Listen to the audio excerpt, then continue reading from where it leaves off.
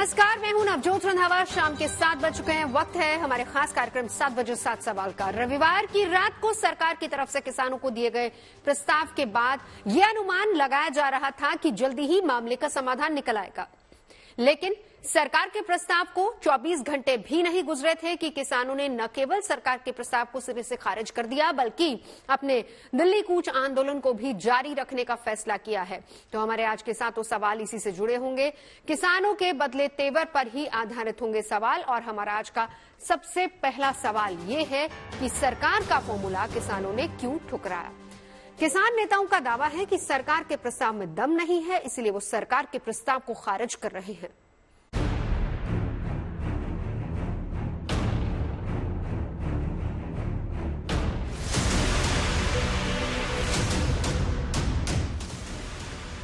सरकार और किसान संगठनों के बीच मामला सुलझने की जगह और उलझ गया है। रविवार की रात सरकार की तरफ से जो प्रस्ताव किसान संगठनों को दिया गया था, उसे किसान संगठनों ने सिरे से खारिज कर दिया है। किसान संगठनों ने सरकार के प्रस्ताव पर विचार करने के लिए 2 दिनों का समय मांगा था, लेकिन किसान नेताओं ने 24 घंटे के अंदर ही प्रस्ताव को रिजेक्ट करने का फैसला सुना दिया। सरकार की तरफ से अरहर दाल, उड़द दाल, मसूर दाल, मक्का और कपास की फसलों पर 5 साल के लिए कॉन्ट्रैक्ट के साथ एमएसपी के तहत सरकारी एजेंसियों की तरफ से खरीद का प्रस्ताव दिया गया था। सरकार के इस प्रपोजल के लिए फसलों की विविधता एक जरूरी शर्त बताई गई थी, लेकिन किसानों को सरकार की इस शर्त से एतराज है। कॉन्ट्रैक्ट फार्मिंग के नाम पर, डिवर्सिफिकेशन के नाम पर जो धान या गेहूं छोड़कर आएंगे, उनके साथ लीगल कॉन्ट्रैक्ट करेगी भारत सरकार।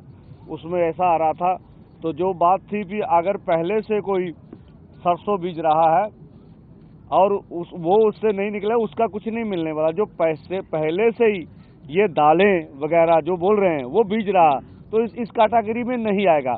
हाँ, जो धान या गेहूं को छोड़ेगा वो इस कैटेगरी में आएगा। तो ये अनाउचित हमें बातें नजर आई। किसान नेताओं का दावा है कि कृषि विशेषज्ञों से इस प्रस्ताव पर चर्चा के बाद वो इस निष्कर्ष पर पहुंचे हैं, इसमें कुछ भी नया नहीं है।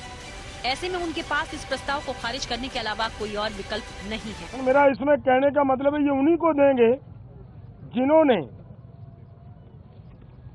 धान को छोड़कर मूंग को लगाया होगा। अगर जिन्होंने धान को छोड़कर मूंग को नहीं लगाया, अपने आप नेचुरल मूंग की बिजाई कर रहा है, उसकी खरीदी नहीं होगी। तो इसलिए इन सभी बातों से ये निकल कर आता है कि इसमें से कुछ किसानों को लाभ होने वाला नहीं है। किसान केंद्र सरकार के रवैये से भी नाराज हैं। किसान नेताओं का कहना है कि कई और मांगे भी सरकार के सामने रखी गई हैं, लेकिन सरकार उन मांगों पर चर्चा करने के लिए राजी नहीं है। किसान नेता दावा कर रहे हैं कि सरकार उनकी मांगों को लेकर गंभीर नहीं है। हमने इसलिए समय लिया कि पूरे भारतवर्ष के लोग ये ना कहें कि सरकार ने कोई प्रस्ताव भेजा है तो ये आराम से ठंडे मन से सोचते भी नहीं है, उसको ठुकरा देते हैं। लेकिन जो मीटिंग में उन्होंने चाल चलने का यत्न किया, वो पूरे देश के समक्ष आज हम रख रहे हैं। तो ये असल में सरकार की नीयत पे खोट है। केंद्र सरकार के साथ साथ किसान पंजाब सरकार से भी नाराज हैं। किसानों का कहना है कि केंद्र के साथ साथ पंजाब सरकार भी उनके साथ ठीक व्यवहार नहीं कर रही।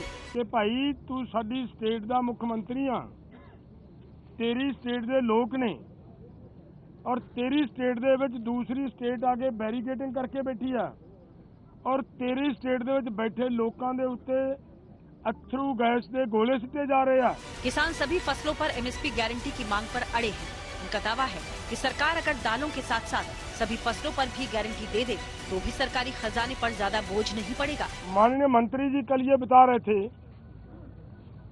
कि सरकार अगर एमएसपी की गारंटी दालों के ऊपर देती है तो हमारा 1.5 लाख करोड़ रुपया हमारी जेब से खर्च होगा।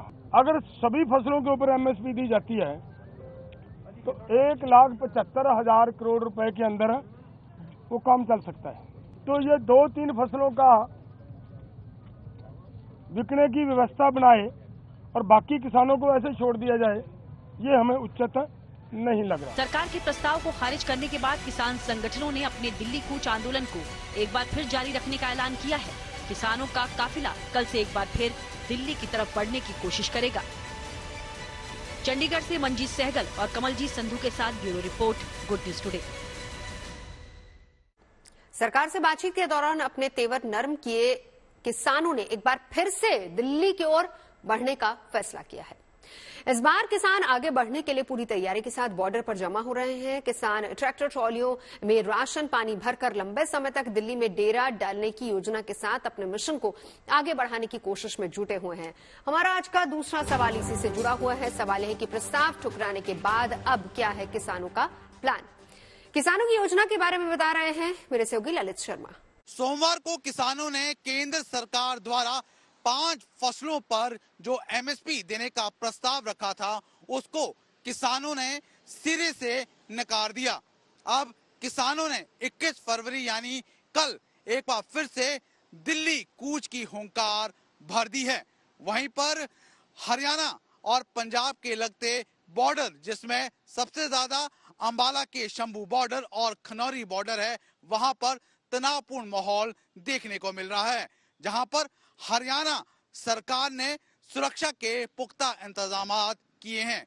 वहीं पर किसान भी आमादा है कि जब तक उनकी मांगे पूरी नहीं हो जाती तब तक वो अपनी मांगे मनवाने के लिए दिल्ली कूच करते रहेंगे। किसानों का काफिला कल फिर से पंजाब की बॉर्डर पार कर हरियाणा पहुंचने की कोशिश करेगा। ऐसे में हरियाणा पुलिस ने सीमा पर सुरक्षा कड़ी कर दी है। दावा यह किया जा रहा है कि इस बार किसान बॉर्डर के उन हिस्सों से भी एंट्री करने की कोशिश करेंगे जो आम रास्ता नहीं है, जिससे पुलिस को चकमा दिया जा सके। हमारा आज का तीसरा सवाल इसी से जुड़ा हुआ है। सवाल ये है कि किसानों के काफिले को रोकने के लिए पुलिस की क्या है तैयारी, क्या है इंतजाम। हरियाणा पुलिस ने बॉर्डर के पास सुरक्षा व्यवस्था कड़ी करने के साथ साथ हरियाणा के उन 7 जिलों में इंटरनेट सेवा भी बंद कर दी है जो पंजाब की सीमा से लगते हैं।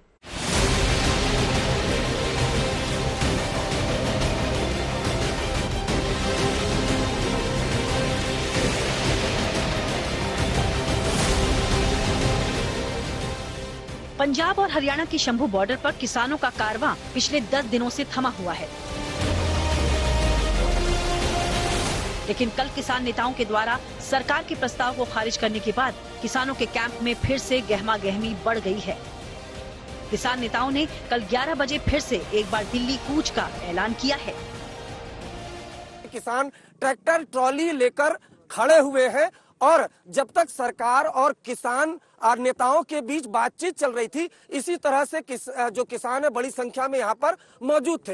एक स्थिति ये भी देखें, चूंकि बातचीत चल रही थी इस वजह से किसानों ने खुद ही ये लक्ष्मण रेखा खींच दी थी कि जब तक सरकार और किसान लीडर के बीच बातचीत चल रही है इसके आगे जो किसान है वो नहीं बढ़ेंगे। लेकिन चूंकि अब ये ऐलान हो चुका है कि 21 फरवरी को 11 बजे के लगभग जो यहाँ पर शंभू बॉर्डर पर पंजाब की तरफ बड़ी संख्या में किसान मौजूद है वो दिल्ली की तरफ कूच करेंगे। शंभू बॉर्डर किसानों और पुलिस के बीच टकरार का ग्राउंड जीरो बना हुआ है। यहाँ ट्रैक्टर और ट्रॉलियों में राशन पानी लेकर किसान दिल्ली की तरफ कूच करने के लिए 13 फरवरी को निकले थे, लेकिन बॉर्डर पर पुलिस के सख्त पहरे की वजह से उन्होंने सड़कों पर डेरा जमा लिया है। शंभू बॉर्डर पर जो ये तमाम किसान है ट्रैक्टर ट्रॉलियों में भरकर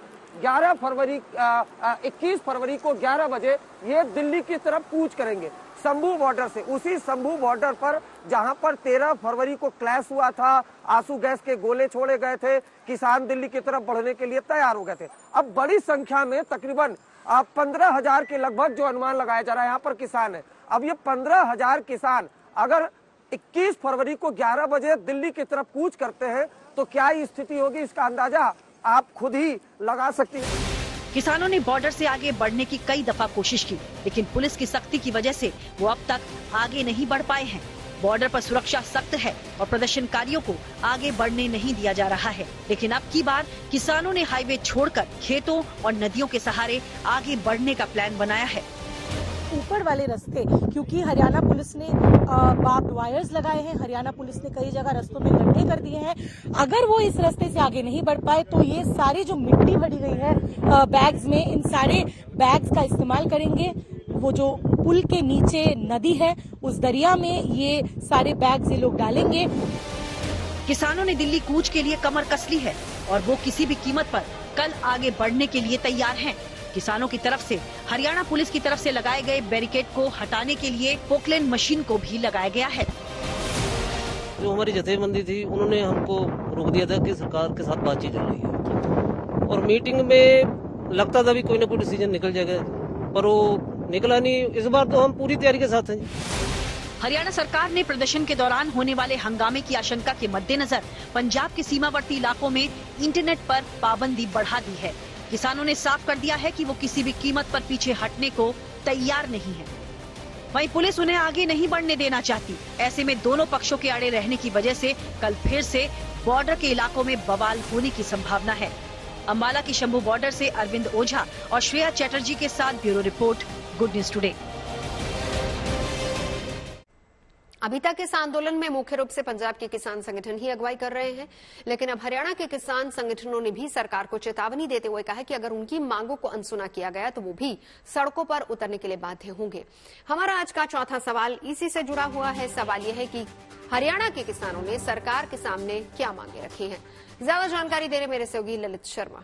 किसानों ने दो टूक कह दिया है कि वो 21 फरवरी को दिल्ली कूच करेंगे। वहीं पर केंद्र सरकार की मुश्किलें कम होने का नाम नहीं ले रही। अब हरियाणा के किसान यानी कि भारतीय किसान यूनियन चडूली ग्रुप ने भी सीधे तौर पर सरकार के सामने मांग रखी है कि जिस तरह से सरकार ने जो दलहन है उस पर एमएसपी की पेशकश की है, उसी तरह से वो तिलहन पर भी एमएसपी दे। और अगर सरकार उनकी इस मांग को नहीं मानती है तो वो पंजाब के किसानों का समर्थन करेगी। आपको बता दें कि हरियाणा में चडूली ग्रुप ने जो ट्रैक्टर मार्च भी किया था और कहीं ना कहीं जो दबाव है वो अब केंद्र सरकार पर है। आंदोलनकारी किसान सरकार से सभी फसलों पर एमएसपी की गारंटी की मांग कर रहे हैं, लेकिन सरकारी सूत्रों का दावा है कि सभी फसलों पर एमएसपी की गारंटी देना व्यावहारिक रूप से संभव नहीं है। ऐसे में हमारा आज का पांचवां सवाल इसी से जुड़ा है। सवाल है कि किसानों की सभी मांगे मानने में दिक्कतें क्या है। तो सबसे बड़ी समस्या सरकारी खजाने पर पड़ने वाला बोझ है। एक्सपर्ट्स के मुताबिक सभी फसलों पर एमएसपी की गारंटी देने से सरकार पर भारी वित्तीय बोझ पड़ेगा, जिससे देश के दूसरे सेक्टर्स के ग्रोथ पर असर पड़ सकता है।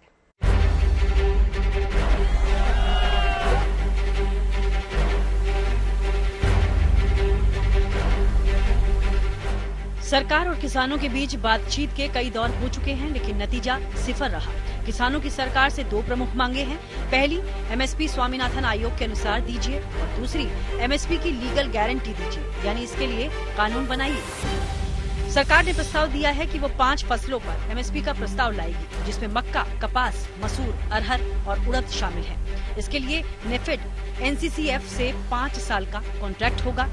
वहीं किसानों को सरकारी कर्ज माफी पर विचार का भरोसा दिया गया है। जो विषय है वो काफी गहरे विषय, पॉलिसी ड्रिवन विषय, बाकी विषय जो पॉलिसी से संबंधित है उनको ऐसे समाधान करना एक टेबल पे बैठ के कुछ ही लोगों से चर्चा करके संभव नहीं है।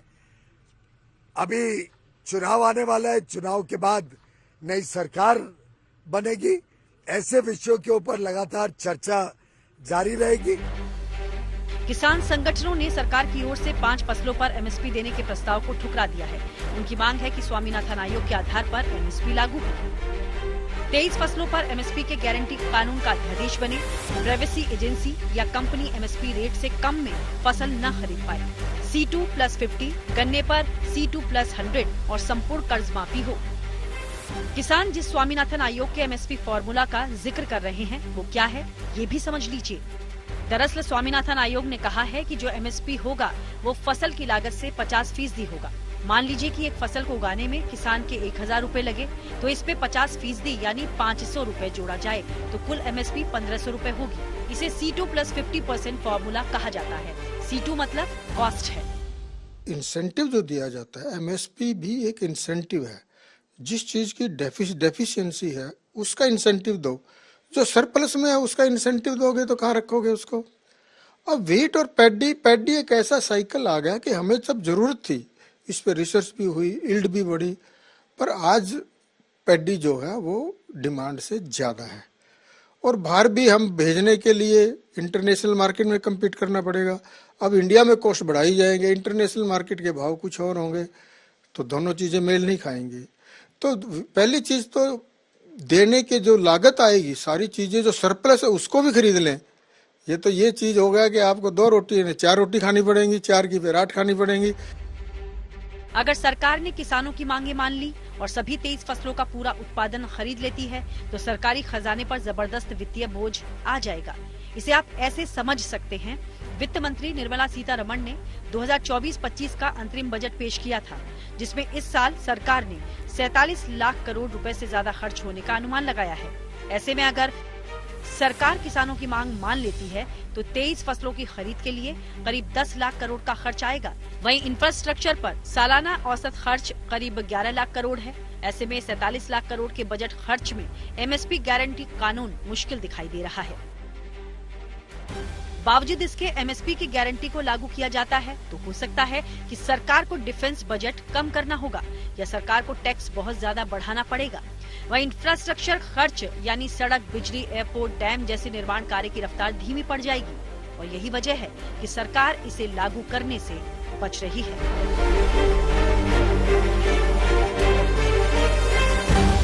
व्यवहारिक तौर पर एमएसपी तमाम फसलों पे देना है वो व्यवहारिक नहीं है। ठीक है, पॉलिटिकल प्रेशर या दबाव में दे दें तो अलग बात है, लेकिन सीधे तौर पर अगर हम बात करें क्रॉप डाइवर्सिफिकेशन और जिन चीजों की यील्ड कम है उन यील्ड को बढ़ाने के लिए उन फसलों को उस पर अगर एमएसपी दी जाए तो उसमें किसी भी तरह का कोई नुकसान नहीं है।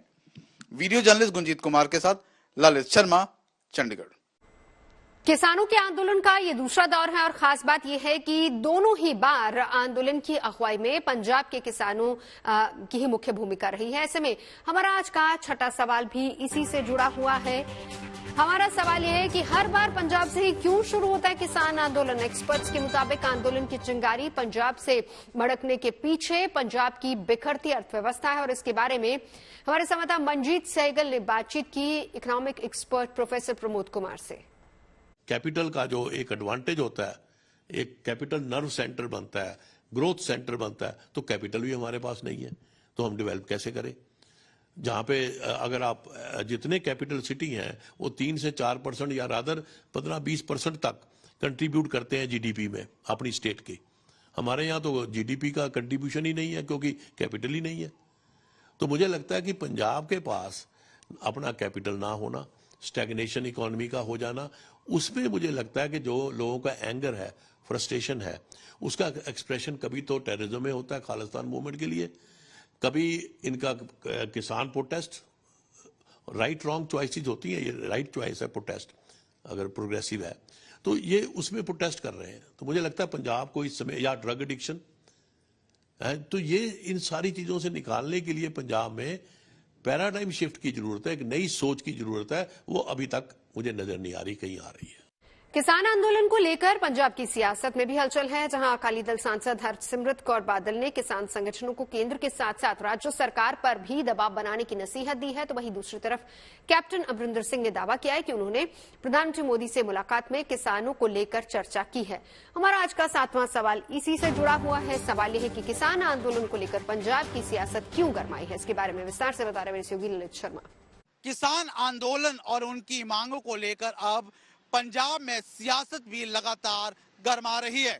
शिरोमणि अकाली दल की सांसद हरसिमरत कौर बादल ने कहा है कि जो किसान है वो केंद्र सरकार पर तो दबाव डाले ही, लेकिन उसके साथ साथ वो पंजाब की सरकार पर भी दबाव डाले, क्योंकि पंजाब सरकार ने कहा था कि अगर केंद्र सरकार एमएसपी नहीं लागू करती है तो वो राज्य सरकार है उसको लागू करे। वहीं पर सोमवार को पूर्व मुख्यमंत्री कैप्टन अमरिंदर सिंह ने प्रधानमंत्री नरेंद्र मोदी से मुलाकात की है और फिलहाल जिस तरह से जानकारी मिल रही है, बताया जा रहा है कि उन्होंने किसानी आंदोलन को लेकर है प्रधानमंत्री मोदी के साथ चर्चा की है। 7 बजे 7 सवाल में अभी के लिए बस इतना ही। देश और दुनिया की अच्छी खबरों के लिए देखते रहिए गुड न्यूज।